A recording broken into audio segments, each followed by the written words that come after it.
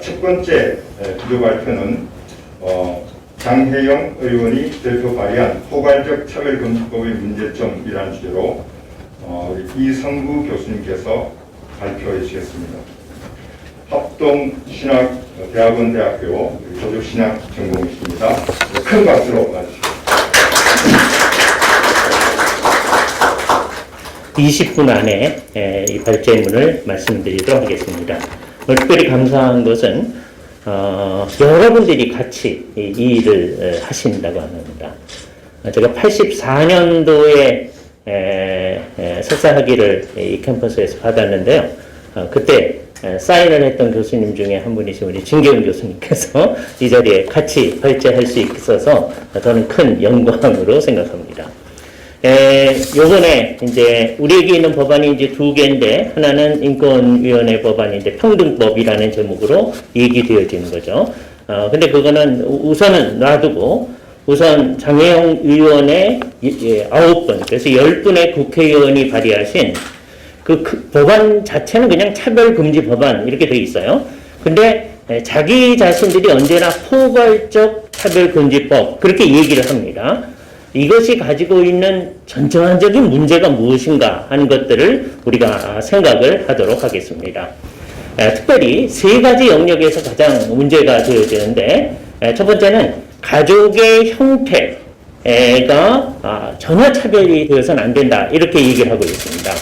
그러면 나중에는 남성 그리고 입양한 아이들이 있는 가정도 정당한 가정이라고 해야 된다. 이런 얘기를 하기 위한 이제 토대를 마련하는 게 되죠.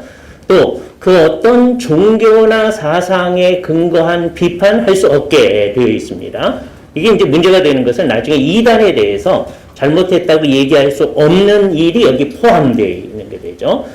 그리고 아주 극명한, 예를 들어서 어떤 사람이 마르크스주의를 정당한 사상이라고 얘기를 한다고 해도 그걸 전혀 비판할 수 없는 상황이 있게 되어집니다. 근데 이제 이 두 가지는 이제 나중에 우리가 생각하도록 하고, 오늘 발제에 있어서는 주로 성적 지향, 성적 정체성에 근거한 차별금지를 중심으로 얘기를 해보려고 합니다.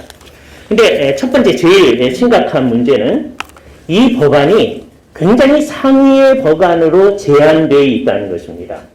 1장 4조에 의하면 대한민국 헌법상 평등권과 관련된 법령을 개정할 경우나 관련 제도와 정책을 수립하는 경우에는 이 법의 취지에 부합하도록 하여야 한다라고 되어 있어요. 그러니까 앞으로 평등에 관한 모든 논의는 이 법에 근거해서 하도록 하려는 의도로 이 법안이 제한되어 있습니다. 더군다나 정부는 차별 금지 및 차별 예방 등을 차별 시정을 위한 차별 시정 기본 계획, 앞으로 그것을 기본 계획이라고 쭉 언급하는데, 그것을 5년마다 수립하여 시행하여야 한다. 6조 1항 되어 있습니다. 그럼 매 5년마다, 이게 아마 이렇게 할 때 아마 옛날에 경제개발 5개년 계획 이런 거 생각하신 것 같아요. 근데 차별 금지를 위한 5개년 계획을 계속해서 하도록. 그래서 이게 국가 전체의 성격을 바꾸려고 하는 의도를 가지고 있습니다.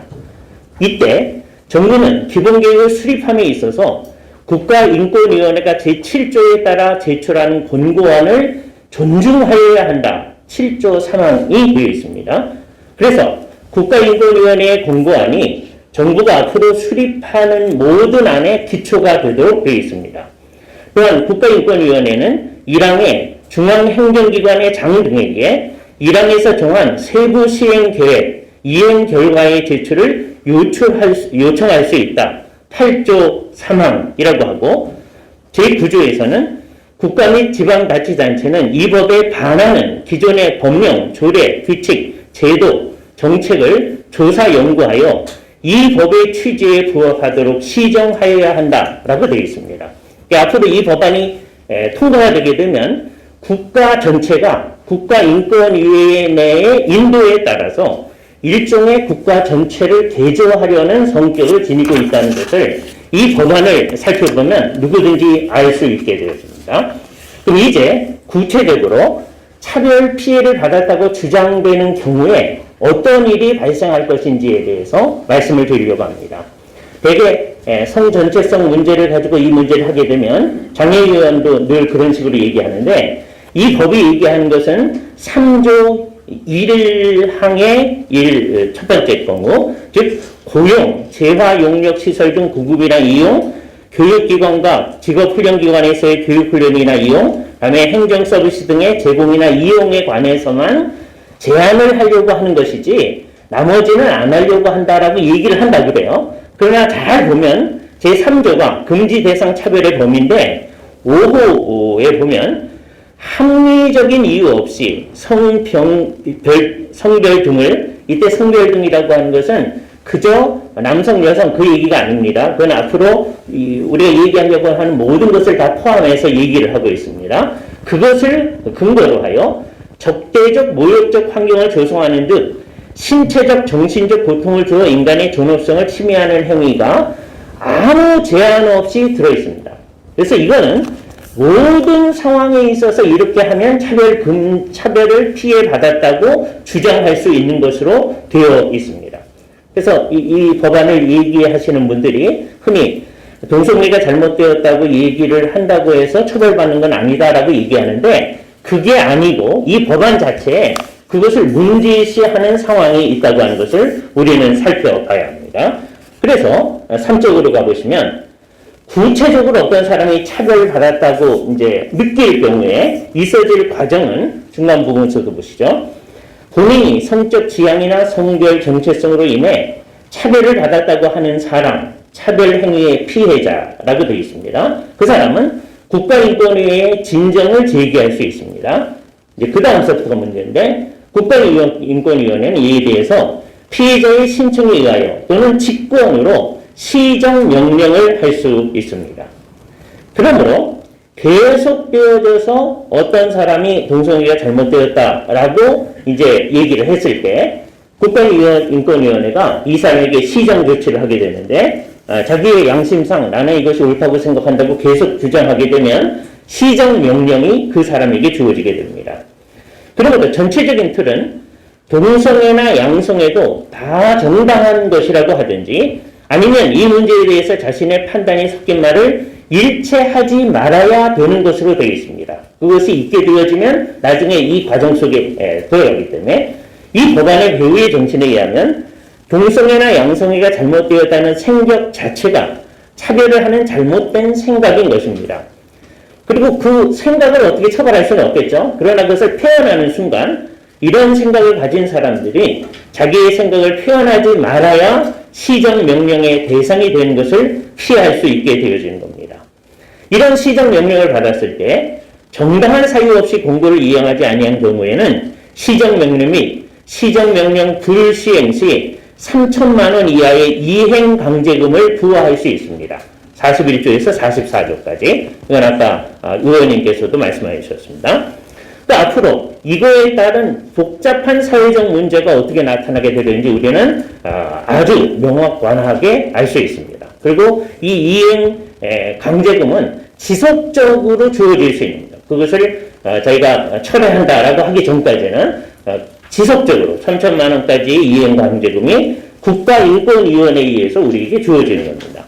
그러나 이것으로 모든 것이 종결되는 것이 아니고 위원회는 차별로 인정된 사건 중에 피진정인이 위원회의 결정에 불응하고 사안이 중대하다고 판단하는 경우에는 당해 사건의 소송을 지원할 수 있도록 함이라고 49조 안에 되어 있습니다. 그래서 그 소위 피해를 받았다고 하는 사람은 재판을 청구할 때 아무 비용이 안 들 수 있게 되어지고 이 문제에 대해서 동성애를 비판한다든지 했던 사람들은 그 모든 비용을 자기가 책임져야 하는 것이 되어졌죠.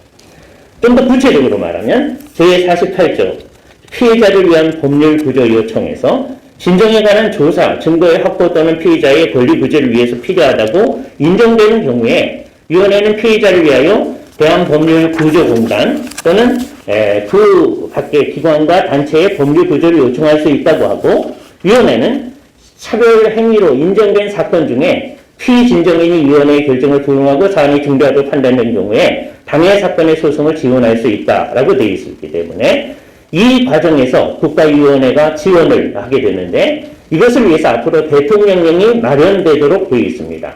1항에 따른 소송 지원의 요건 및 절차 등은 대통령령으로 정한다. 앞으로 그런 법이 대통령령이 나타나게 되겠죠. 이에 비해서 소위 차별 가해자는 자신이 모든 소송 비용을 감당해야 되게 됩니다. 그런 다음에 법원이 이제 재판 절차에 들어가니까요. 피해자의 청구에 따라 차별의 중지 및 그 시정을 위한 적극적 조치 및 손해배상 등의 판결을 할 수 있도록 함 50조라고 했으니 앞서 언급했던 이행 관계금뿐만 아니라 그 후에 법원이 다른 법들과 특히 이 법에 근거하여 내릴 판단에 근거해서 손해배상금도 지불하게 하는 형태로 법이 구성되어 있습니다. 특별히 차별행위가 악의적인 것으로 인정되는 경우 고의적이고 지속적이고 반복적이고 피해의 규모와 내용이 상당하다고 생각하는 경우에 통상적인 재산상의 손해액 이외에 별도의 배상금, 손해액의 2배 내지 5배 이하를 지급할 수 있도록 한이라고 했으니 예를 들어서 동성애가 잘못되었다고 고의적으로 지속적으로 반복적으로 주장하면 통상적인 재산의 손해액 이외에 별도의 배상금을 내도록 하도록 되어 있습니다.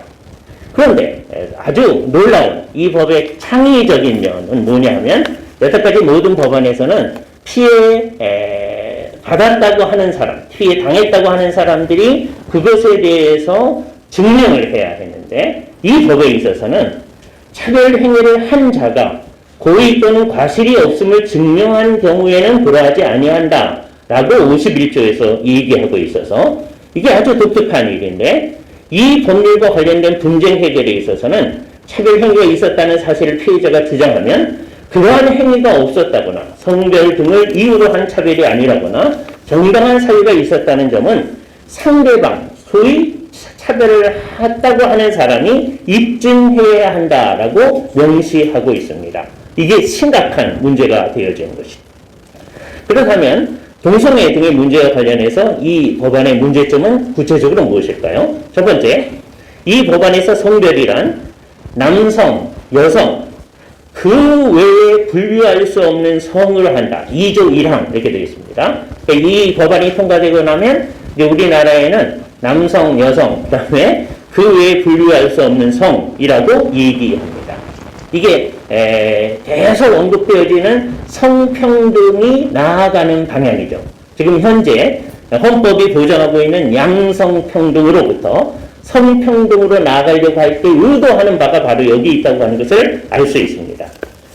특히 2조 상항에서는 성적 지향을 이성애, 동성애, 양성애 등 감정적, 호의적 성적으로 깊이 이끌릴 수 있고 친밀하고 성적인 관계를 맺거나 맺지 않을 수 있는 개인의 가능성을 말한다라고 정의하고 있으니 이 법이 통과되어지면 이성애뿐만 아니라 동성애나 양성애도 다 같이 우리 사회 안에 있을 수 있을 뿐만 아니라 마땅히 정당한 것으로 받아들여져야 하는 것이 되어집니다.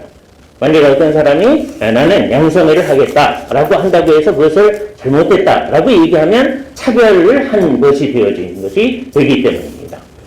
특별히 앞으로 이제 좀 더 논의되겠지만 각급 학교에서 아이들에게 동성애나 양성애가 잘못된 것이라고 할 수 있는 근거가 이 법안에 의해서 완전히 제거되어집니다.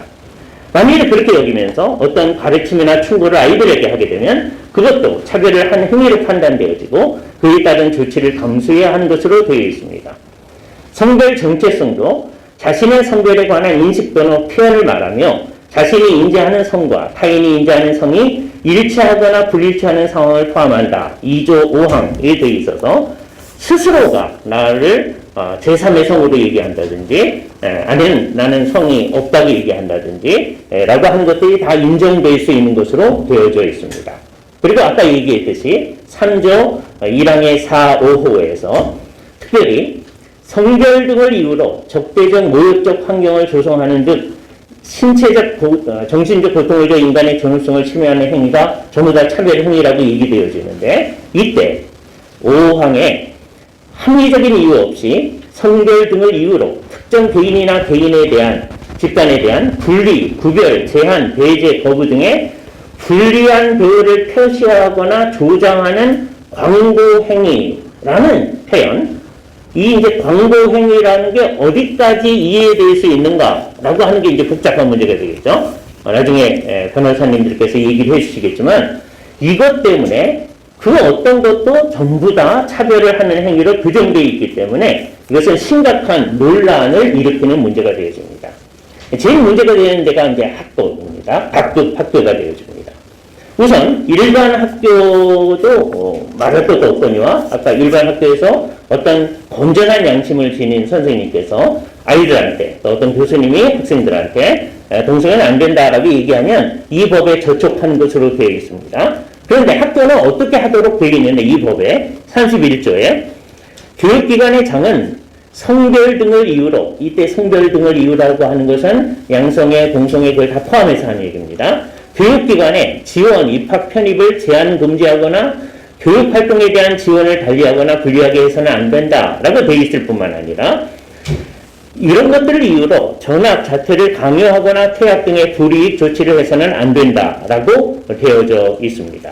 그래서 만일에 신학교에서도 또 기독교 학교에서 성 정체성이나 성적 지향을 근거로 동성애나 양성애가 정당하다고 주장하는 분을 학생으로 받을 수 없다고 한다든지 학업 과정 중에 그런 문제가 발생했을 때 그에 대해서 전혀 조치를 할 수 없게 되어 있을 뿐만 아니라 그 문제에 대해서 조치를 취했을 때 그 학교가 처벌의 대상이 되도록 되어 있습니다. 이게 가장 심각한 문제인데 이보다 더 심각한 문제는 교육 내용에 관한 겁니다. 32조 내용을 보시면 교육 내용 차별의 금지인데 교육 목적, 내용, 생활 지도, 기준이 성별 등에 대한 차별을 포함하는 때, 그러니까 동성애나 양성애가 안 된다라고 가르치면 안 되도록 되어 있습니다. 또 그것에 따라서 교육 내용 및 교과 과정의 편성을 달리하는 것 또는 특정 개인이나 집단에 대한 혐오나 편견을 교육 내용으로 편성하거나 교육하는 행위, 반동성애적인 교육, 전부 다 학교에서는 안 되도록 되어 있어요. 그 밖에 교육 내용 등에 있어서 성별 등을 이유로 불리하게 대응하거나 현존하는 차별을 유지, 심화하는 행위 등이 여기에 있게 되었습니다. 그죠? 그러면 이제 교육을 할 때 우리는 언제나 사람은 남성, 여성, 그 밖에 알 수 없는 성이 있다고 교육하여야만 하는 결과가 나타나는 법안이 된다고 말할 수 있습니다. 되게 이 법안을 설명하시는 장혜원 의원이나 다른 분들은 얘기할 때 교회 공동체에서 문제가 안 됩니다. 그러니까 교회가 이걸 반대하지 말아주십시오 라고 얘기를 합니다. 그게 국가인권위원회에서도 그렇게 얘기하고 국가인권위원장도 여러 번 그런 식으로 발언을 하셨고요. 다음에 늘 동성애를 포용하는 입장을 늘 제시해온 우리 자표 성공의 신부님도 그런 식으로 얘기했습니다. 이 법이 통과된다고 해서 우리가 동성애에 대해서 반대하는 설교를 할 수 없는 게 아니라 이렇게 얘기합니다. 그러나 우선 다음과 같은 상황을 생각해 보시기 바랍니다. 첫째로 동성애자들이 이번 9월에 또 한다고 그러는데요. 퓨어 축제를 하는 경우에 아이들과 청소년들에게 미칠 영향력을 염려해서 이런 일을 하지 말아주십시오 라고 말을 하게 되면 피켓을 들고 그 주변에 있게 되어지면 그것은 아까 얘기했던 성별 등을 이유로 특정 개인이나 집단인에 대한 분리, 구별, 제한, 배려 등을 불리한 대우를 표시하거나 조장하는 광고 행위에 해당되죠. 그렇게 되면 그렇게 표현하는 분들, 그분이 목사님이든지 누구든지 간에 전부 다 이 문제에 해결되어져서 이행 강제금을 받게 될 뿐만 아니라 또 계속적인 별도의 배상금을 내야 하는 것으로 되어 있습니다. 그러므로 이 법안이 통과되어지면 공적인 영역에서 동성애 비판을 전혀 할 수 없게 되어집니다. 둘째로 기독교 계통의 교육기관에서도 교육 내용을 우리가 믿는 바와는 다르게 해야 하는 결과가 나타납니다. 그뿐만 아니라 기독교 계통의 학교에서 이렇게 믿는 사람을 우리는 채용할 수 없습니다. 라고 하면 그것이 차별 행위가 되어져서 그 기관의 장이 처벌을 받도록 되어 있는 경우라고 할 수 없습니다. 그러면 설교의 경우는 어떻게 될 것입니까? 그죠? 지금 현재는 일반 교회에서 이렇게 설교하면 문제가 안 된다라고 자꾸 얘기를 하게 됩니다. 그러나 이 경우에도 온 세상에 지금 이것도 온라인으로 온 세상에 퍼져가고 있는데 공적으로 노출된 영역에서 사람들이 그것을 문제 제기할 경우에 어떻게 될 것인가 하는 것들을 우리는 어떻게 될 것인가. 특별히 온라인으로 선포되어지는 동성애 반대의 내용을 사람들이 그것에 대한 광고라고 해석하면 광고를 할 수 없도록 되어 있는 제 3조 1항 5조의 내용에 저촉받는 것으로 되어져 있을 것입니다. 그러므로 장경원 의원 등 9분의 국회의원들이 발의한 이 차별금지법이 얼마나 심각하게 이 국가를 대조하려고 하는 것인지를 잘 인식하면서 우리는 이 법이 통과되지 않도록 하는데 힘을 다하여야만 합니다. 그 누구도 사람을 차별하자고 얘기하는 것은 없습니다. 우리들은 더욱더 사람을 차별하지 말자고 하는 것이죠. 그러나 이 법안은 사람을 차별하지 말자 하는 것 이상으로 나아가 우리 사회의 복잡한 문제를 더 심각하게 생성할 것임을 우리는 법안의 내용으로부터 확인할 수 있을 것입니다. 그 내용에 근거해서 우리는 강한 반대를 하면서 이 반대를 하는 것이 실제로 동성애 때문에 심각한 고통을 겪고 있는 동성애자들 자신들을 위하는 일이라고 하는 것을 우리는 생각해야겠습니다. 감사합니다. 이승우 교수님, 첫 번째 기조 발표를 해주셔서 감사합니다. 시간을 거의 정확하게 20분을 딱 맞추셨습니다. 놀랍습니다. 다시 한번 감사해드리고 오늘 토론 질문은 우리 칼빈 신학교 이로 교수님께서 나와서 토론 질문 해주겠습니다. 2분 내로 질문해 주시면 감사하겠습니다. 그러면 다시 우리 이승우 교수님 나오셔서 답변하시면 됩니다. 그리고 플로어에서나 온라인으로 토론 질문을 드리겠습니다. 제가 권요한 박사님으로부터 토론 간단하게 하라 해서 A4 용지 하나를 준비해 왔는데 시작하기 전에 갑자기 2분으로 하여서 제가 참 고민에 빠졌습니다. 어쨌든 간단하게 하겠습니다. 오바마 전 미국 대통령의 당선을 관용의 승리라는 이름으로 극찬했습니다. 왜냐하면 대통령 취임식 때 기도 순서를 동성애에 반대한 복음주의 목사님 한 분을 시키고 또 다른 한 사람은 실제 동성애자인 로마 카톨릭 신부에게 이 기도 순서를 맡겼는데 이것을 아주 관용에 표현했다고 이렇게 극찬을 했었습니다. 사실 오늘 발표해 주신 우리 이승구 교수님의 그 장혜영 의원이 대표 발의한 이 법안에 대해서 아주 그 문제점이 뭔가 세밀하게 분석해 주고 해부를 해 주었습니다. 중략을 하고 예를 들어서 소위 차별 피해를 입었다고 주장하는 사람에 대한 권익만 너무 보호를 해주기 때문에 철저하게 소위 피해자 중심의 이 법안입니다. 그래서 거기에 보면 국가인권위원회뿐만 아니고 여러 그 법을 도울 수 있는 기관들, 검찰이니 여러 곳에서 이런 지원을 받게 되어 있는데 이와 관련해서 한쪽만 차별금지법을 하면서 한쪽만 법률 구조공단이나 지원하는데 소위 피해를 입힌 자와 소위 피해자 양쪽에 다 법률적인 지원을 하고 정말 공정하게 문제가 무언가를 파악하도록 하는 그런 쪽으로도 좀 제안할 필요가 있지 않겠는가 하는 부분에서 제가 이 교수님께 하나 질문을 하나 드리고 싶고요. 그 다음에 이 법은 아까 발제에서 나왔지만 교회는 침묵하거나 아니면 이 법의 범법자가 되거나 아니면 무조건 수용하도록 강요받게 됩니다.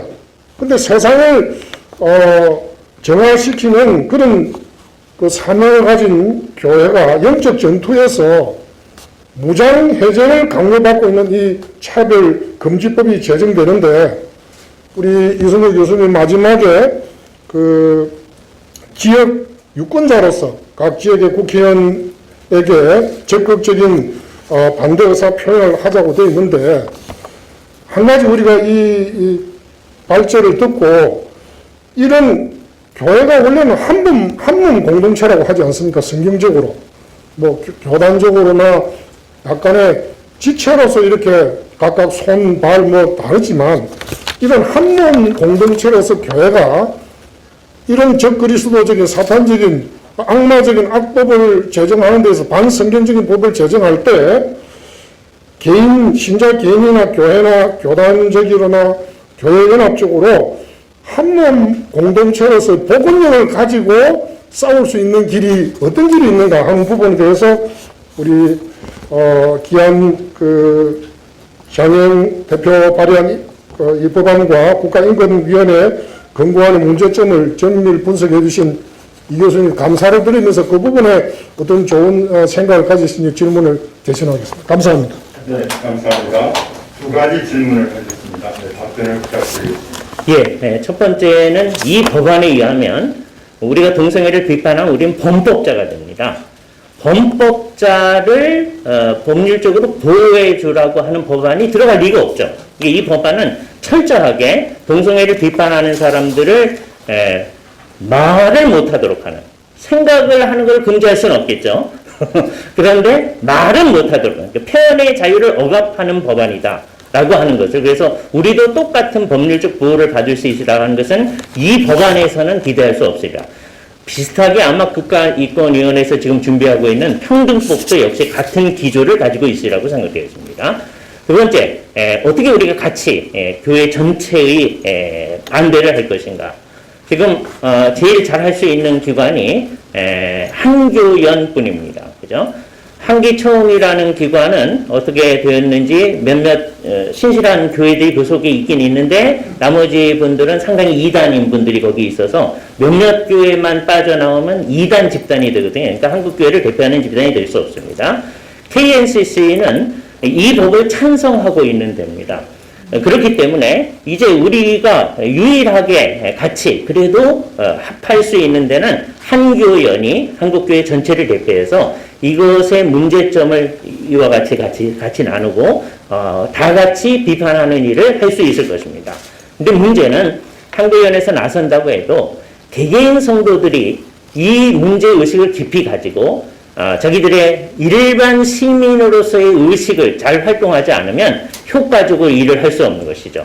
일을 할 때 아까 의원님께서도 잘 얘기했지만 우리가 아주 겸손한 자세로 소위